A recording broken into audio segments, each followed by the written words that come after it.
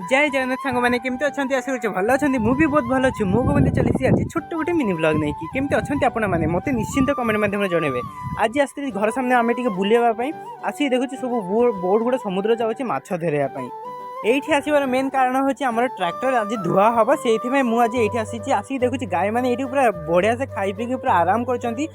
Video जो ये जगटा देखुं यहीटा हूँ जेठी आर ना आठी सब बोट गुड़ा थाए यू सब बरफ पानी खाइबा नहीं कि से माने जाती समुद्र माछ धरवाई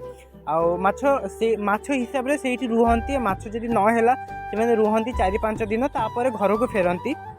आउ वीडियो जो देखुं जंगल नई डंगा एत सब पूरा बढ़िया प्राकृतर माने एत बढ़िया जिनसटा सेटा आम पूरा सब उपभोग करें। आपण मैंने भी जब उपभोग करने चाहते ये आसी पारती मु तो लोकेशन देदेवी आठी आसिक देखिए आम ट्रैक्टर धुआ हो पूरा क्लीन हम कारण ट्रैक्टर जहाँ कम थी से गोटे सरी जाइए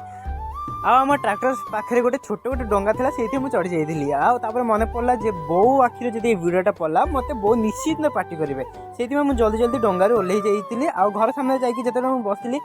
छोट गोटे बाछुरी पाखे जाकि बसती सी आसी मत ये गेल होता जीभरे से चाटुला।